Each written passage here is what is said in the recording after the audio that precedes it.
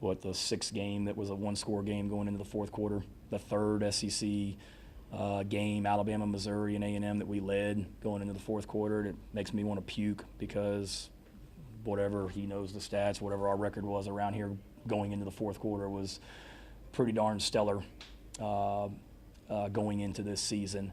And for whatever reason, we haven't been great in the fourth quarter. You know, we're going through this right now, and we're going to be stronger for it next season. I know that. These guys that we have coming back that will remember this feeling, and I don't know why we're going through it. I don't know why we've had this heartbreak that we've had, but we will be better and stronger and hardened because of it. All right, welcome to Palmetto Sports Daily. Julia, Summer, Caroline, and Tegan here with you on a Monday. Got to start with South Carolina, of course, going on the road to Texas A&M. They go up 30-3 by halftime and then lose 31-30. Texas A&M mounting its biggest comeback in program history. Guys, we just heard from Shane Beamer talking about not really knowing how they got here, not knowing really what's going on, not understanding why they're 3-7 at this point in the year. Of course, that loss cementing that they will not have bowl eligibility this season. That's the second time in Shane Beamer's tenure. Let's just get it rolling here. I mean, what was your reaction to this loss as opposed to maybe the other losses that they've had this season? Summer, I'll start with you. Yeah, Julia, I think it's one of those Gamecock fans will tell you, oh my gosh, we've been here before. You know, if they've been around long enough, they're like, this is the kind of heartbreak we're used to. And I know after the game, Shane Beamer said there was no talk in the locker room about having this game won. But I'll be honest, it's hard to believe that a bunch of college players weren't at least thinking that mindset. I mean, let's be honest, players have been in these situations, and usually if you're up 30-3 at halftime, yeah, you're probably thinking we're in a good spot here. Everyone's talking about you. Everyone's fired up. You're in someone else's house. So I do wonder what the vibe was in the locker room. I'm sure they were excited, but it just seems like Texas A&M, I do think, played kind of a rougher first half for their liking and how they've played this season. But yeah, definitely a tough pill to swallow for the Gamecocks. I've heard a lot of people, I was in the gym this morning, people were asking me about it and talking about it. So yeah, this one's going to weigh on them for a while, especially now the Gamecocks, they aren't bowl eligible. You're in year 5 with Shane Beamer now. You have a lot of question marks, and it sounds like he clearly is kind of at a loss for words about it too. So, you know, I do think they're all going through it. But yeah, you wonder what the real message was in the locker room at halftime, and then even seeing Texas A&M come out that first drive and score after halftime, it was like there was no real response, no it factor. So a lot to figure out there. I'm sure it's frustrating for all these guys. Tegan, what did you see out of that one? Yeah, I mean, that was just brutal. We were actually on the way to the Coastal Carolina-Georgia Southern game. I decided to check the score, and all of a sudden, they're up by a few touchdowns. You know, Texas A&M with only 3 points, and I was like, hold on, am I looking at the right game here? Just because, I mean, you guys remember last week, you know, we're all talking about who we think is going to win that game. And, you know, me and Kevin and all of us were not very positive towards South Carolina. So definitely it was a bit of a shock in that first half. I don't know if they exerted all of their energy and all of their hope in that first half and just couldn't figure it out the second half. But yeah, I mean, Texas A&M didn't exactly come out swinging. I think in that second half, they just kind of woke up and said, this is a team that we should beat right now, and this is probably what should have happened in the first half. So I don't really know what happened with South Carolina there, but just, I mean, a brutal loss, Caroline. Yeah, Tegan, I think brutal is a really good way to describe this one. I mean, I feel like this game is kind of like reminiscent of South Carolina's entire season, right? Like there's a lot of things that were going right there for a little bit, but things that went wrong and the missed opportunities and all of those things kind of outweighed all of the things that were really good. And that's kind of been the story of this entire season. Like, it's not like there's not some good things that are going on out there, you know. I mean, we've seen some explosive plays. We've seen Lenore Sellers do some really good things, but the things that are not going right for this team are just getting in the way of all of the things that have gone right over the course of the season. And it's just really hard to watch. You know, I don't remember what the stat was, but I think it was 0-2 200 and something in the SEC, teams that have been down by that much at halftime, and came back to win. So if you're South Carolina, this is not something that you want to be on the wrong side of, but here we are talking about the fact that they're 3-7 and ended up losing that game. So Julia, what's next for this group? I mean, 2 more on the schedule, but no bowl eligibility. I mean, what do you do if you're the Gamecocks? Yeah, that statistic was 0-286, so it now stands as 1-286. As for what's next, I think one of the most disappointing things for me watching this game is in the first half, I was really impressed with the Mike Furry offense that he was calling. I mean, we saw some of that trickeration early on, and they were really building towards something special. And of course, we're looking at it through a lens of what do we want to show the viewers from this game later on. And so I'm writing down all these different plays that I loved. And it looked like they really had something going. And then in the second half, that just wasn't there. And to everybody's point that we've talked about so far is I don't know what happened in that locker room. I don't know what led up, but it was disappointing to see it fall off in that way after such a promising 30 minutes to start. And from here, of course, you still have Coastal and then you have Clemson, and those are games that you really want to win because you only have 3 wins on this season. Beamer's worst record, 5-7 a couple of years ago, so you don't want to set a new worst record in your tenure here if you're Shane Beamer. So just a tough weekend all around. Still got 2 weeks to go. You got to keep your head held high, but this was definitely a tough one to swallow for the Gamecocks and the Gamecock fan base. But moving over to Clemson, they played on Friday night Carolina, and hey, it kind of worked out in their favor there in Louisville. Yeah, hey, it absolutely did. Clemson ends up sneaking out with a 20-19 win over number 20 Louisville. That's their best win of the season if we're talking about, opponent standings, their last ACC game, so getting a very much needed win for the Tigers, which is now their second in a row. It was kind of a weird game with a lot of different things that were just bizarre. I mean, Clemson had a botched punt. There were turnovers from both sides, there was a fumble on the goal line, and then Louisville had 2 very solid chances to end up winning this game. They had, first I'll backtrack, they had a missed extra point in the second quarter that in a 1-score game that ends up looming pretty large, but they had not 1 but 2 chances to come back and win it in the fourth. They had 2 field goals, one from 50 yards out from their starter. He missed that. Then they ended up not sending the starting kicker back out, sent a different guy back out. He missed a 46-yarder to take the lead, and Clemson, having scored only 1 fourth-quarter touchdown, sneaks away with that 20-19 win. They're now 5-5 on the season, and it's safe to say, things have not really gone according to plan for this group this year. This has not been an expected season for them to be sitting at 5-5. But all of that said, head coach Dabo Swinney's been sticking by the group and his players and just kind of how they've persevered through the adversity this year. And he spoke to that after the game as well.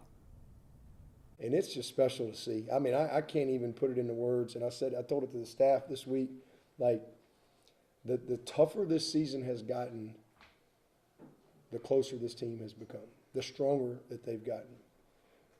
The more pain and the more disappointment, the more they've dug in. And it's just been amazing to witness it. It just is. And, it's been special to see that. And you think but you don't really ever know until you get put in situations and you find out. But this is an amazing group. I mean, they just battle.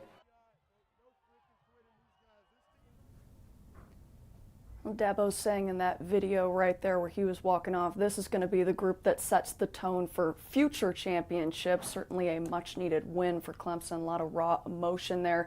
2 more games on the schedule for the Tigers as well. Got Furman next week and then that Palmetto Bowl with South Carolina the following week to kind of wrap up the regular season for both squads. But thoughts on this win and moving forward, Julia? I'll start with you. Yeah, I mean, reflecting on all of the things that Dabo's had to say about this season, it felt like one of the common themes was he was saying, we're always just one play away. There's one thing from, possibly winning and having a much better record. And it felt like with this one, they were finally able to break through, and that was really true.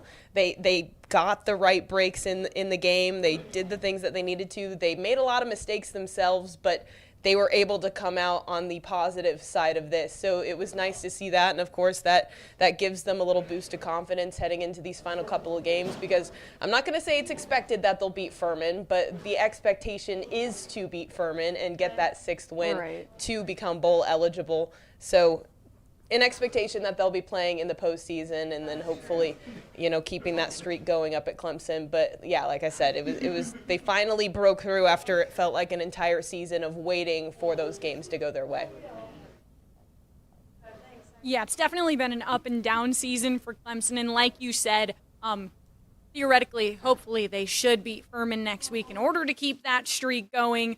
Coastal Carolina, on the other hand, they've already got their bowl game. However, they did have a tough weekend on the road at Georgia Southern. Coastal Carolina lost that game 45-40, and it was a heartbreaker for a couple of reasons, because if Coastal Carolina had won that game, it would have set up a battle for the Sun Belt East title when they took on JMU in 2 weeks, but those hopes are gone now. Also, something that happened during the game that's a cause of concern from here on, Samari Collier right there, the starting QB who's been starting for quite a few games now. On this play right here, you'll see him go down. He's brought to the ground, lands kind of weirdly on his knee. He was out for the rest of the game. Tad Hudson got put in, had some issues, a couple of tipped passes, an interception.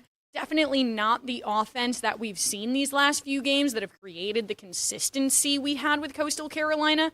So I don't know if necessarily the reason Coastal lost was because Samari was out, but it was a really tough just moment and shifting momentum for them there. Here's head coach Tim Beck after the disappointing loss. I'm proud of the way they kept fighting. We didn't deserve the win. We didn't play well enough to win. We had too many penalties. Didn't play good defensively. Had opportunities at the end offensively. Had a field goal block. Complete. We just got beat. Didn't play very good and surprised. We had a good week of practice. I thought we would be better, and we weren't. But again, give credit to Georgia Southern. They're the ones that took advantage of that. Yeah, the defense struggled in this one. It was a score-for-score kind of game between them and Georgia Southern, just going head-to-head.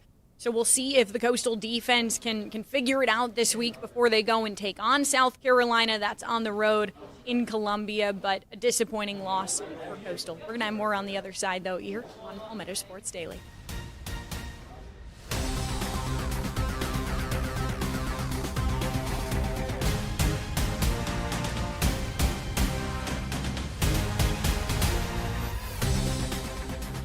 Welcome back to Palmetto Sports Daily. A little bit more college football to recap from around the state. South Carolina State on the road for their final 2 regular season games. They go to Durham, North Carolina, and take down NC Central 34-27. And this was a big game because the race for the MEAC title is coming down to these final 2 weeks. So South Carolina State gets that win. It is now down to the game against Delaware State this upcoming weekend. That will decide the MEAC championship. But the big thing about this game is they were down heading into the 4th quarter, but South Carolina State scores 2 touchdowns in the 4th to seal this win and stay perfect in conference play and really set up this exciting regular season finish up in Dover, Delaware. And talked to head coach Chennis Berry, as you see him here, talked to him earlier this morning about the energy around this matchup heading into this weekend, and just asked him the mentality of his guys as they approach this final regular season game.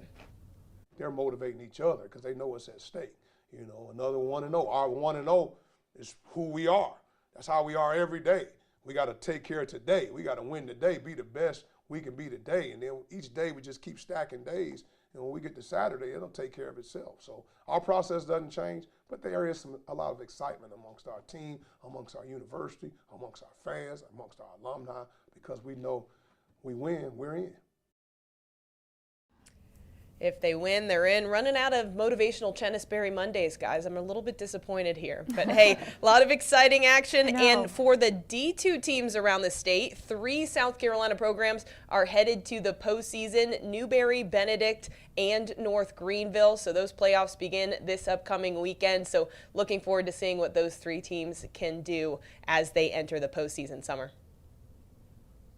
Yeah, not quite as an upbeat weekend for our low country college football teams, but I agree with you, Julia. It's going to be hard not hearing Chinnis Berry talk every week after we finish out the season. But hopefully we at least get to see him there talking about a Celebration Bowl soon here. I'm excited for this Saturday. But yeah, starting off with Charleston Southern this weekend, they had to go on the road at UT Martin. They were the second-ranked team in the OVC Big South, and the Buccaneers dropped a heartbreaker 17-14. It was a much closer game than I think a lot of people expected. And kind of, I know coaches will say we don't believe in moral victories, but for this Charleston Southern team, they started 0-4 on the season. And then the last 3 games before this UT Martin game, they were on a 3-game win streak. So this snapped their win streak. But they went into their house, put up a valiant effort. I mean, quarterback Zoltan Osborne had 276 passing yards, 2 touchdowns, 1 interception. And his biggest weapon, Rashawn Cunningham, he won OVC Big South Player of the Week and Freshman of the Week. So for this Charleston Southern team, it's been really cool to see them improve this season, especially with working with a lot of the same players they had last year. I think that's a testament to what head coach Gabe Gardenia has done. And big shout out to Seth Strickland. He's a former Gamecock assistant coach guy. Came in here as offensive coordinator this season and has done great work with this Charleston Southern team. Now they finished the season. They're home this Saturday. They host the top-ranked team in the conference in Tennessee State. So going to be a tough one, but I think they're going to be fired up to play that one. And hopefully they're going to be hoping to end the season the right way. The Citadel Bulldogs, also a heartbreaker this weekend. They fell by 2 points to Wofford. That was here in Charleston. It was the Citadel's homecoming game, and a game that the Citadel, they were losing 9-0 at halftime, had a great second half effort, but came up just short. There was kind of a crucial 4th down call there at the end there, and then also a punt that looked like it might have bounced off Wofford, and then they ended up getting it anyway. So I talked to head coach Murray Straight today. He said obviously there were some question marks about that, but he said bottom line, we shouldn't have been in a game that was that close. We don't want to talk about what could have happened because, well, you didn't win the game, period. Wofford, good field goals here late in the game, as well as Modest, I believe, had the go-ahead touchdown at the beginning of the 4th quarter in this one for the Terriers. So they won the Big Dog Trophy. I love that, by the way, that's what they play for. The Citadel Bulldogs finish on the road this Saturday at ETSU, an ETSU team that's picked up a lot of steam. So the Bulldogs, they'll look to finish 4-4 in SoCon play. They actually have a chance, though, to finish in a tie for 3rd place. So that's what they're playing for. Charleston Southern, like I said, they're also 4-7 overall on the season, and so is the Citadel. But as for the Citadel Bulldogs, they've actually played pretty well on the road this season. Head coach Murray Straighton said it's because they don't have a whole lot of distractions, and these Citadel guys, so much, kind of camaraderie with being their military school. So here's what Drayton had to say about sending out these seniors the right way this Saturday. Now, what does success look like on Saturday? Obviously, I want these guys to be the best version of themselves. I also want these guys to play the best brand of football that I've seen them play on that practice field behind me. And if they do that, then some people measure success by wins and losses. We would achieve that. All right. Yeah, I think a lot of us do measure success by wins, losses. So we will see how that goes. We have more to come here on Palmetto Sports Daily for your Monday. We'll be right back.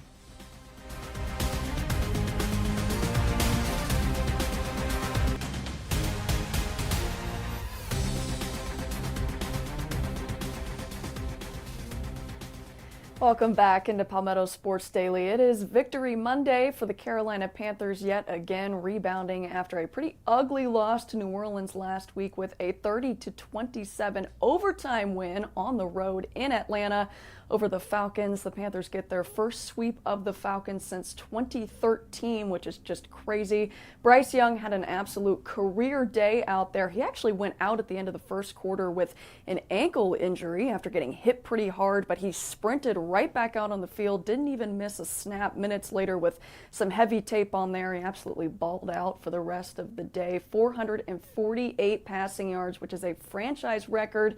He was 31 of 45. He had 3 touchdowns to go along with it, and we'll get to all of our reactions from the win, but I want to hear from the players in the locker room who had some things to say about their quarterback, who got a little bit of criticism earlier in the week after a not so impressive passing performance last week, and then coming out and doing his thing this Sunday.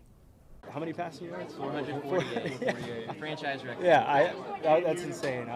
Pretty cool to watch in person and be a part of it. It's cool. They had questions about Bryce, whether he can go out there and throw it, and like I said, he answered all your questions. Obviously went out there, set the franchise record, so that was great, and it just showed that this team can win in multiple ways. So great win for us, and great for Bryce. Went out there, great job. I mean, he's a warrior, man. Like, that's Bryce's mentality. People don't understand how hard that is. Like, with him and his ankle getting messed up, like, that was tough for him to come back and play for us and still go down again, come back again. And that's the reason we were able to win the game. I'm super grateful. Everyone on that team gives their all. They put their bodies on the line, their time, everything. So I want to make sure I can reciprocate that. All right, guys, thoughts on the Bryce Young coming out party? Julia, you were talking about standing up for Bryce. Are you standing for I would this if man? I could. I can't get out of this chair right now, but if I could stand up for Bryce, I would. Let it be known. I've gotten to see Bryce Young play for a really long time now, having had him play at Alabama, and it's been a slow roll, but I knew he would get to this point eventually, so it's really nice to actually see it come to fruition, and I truly think it's only up from here. Like, I don't think this is going to be a one-time situation for him. Yeah, guys, don't look now, but the Panthers are a half game back in the NFC South, so anything can happen here in this season, and I think this is a big testament to what Dave Canales has brought to this program, truly. I mean, yes, I think Bryce Young is a likable guy. You hear his players. It seems like players want to play well for him, but Dave Canales has brought this energy. He's been so positive for this Panthers team, and yes, it's been a roller coaster. It's like that for every NFL team. I think everyone's team has seen ups and downs this season, but yes, it goes to show the kind of character of this program. So exciting to see, and exciting to see what the future of this team is with Bryce Young under Dave Canales, his whole repertoire here. Tegan? Yeah, I'll eat my words because my expectations at the beginning of the season were much lower than the point that we've reached right now with how many wins they have. So yes, a very impressive game for Bryce Young. Who knows? Maybe people need to criticize him for him to get some motivation. I'm not sure, but either way, it worked this week. We're going to take another break here on the show. We'll be right back.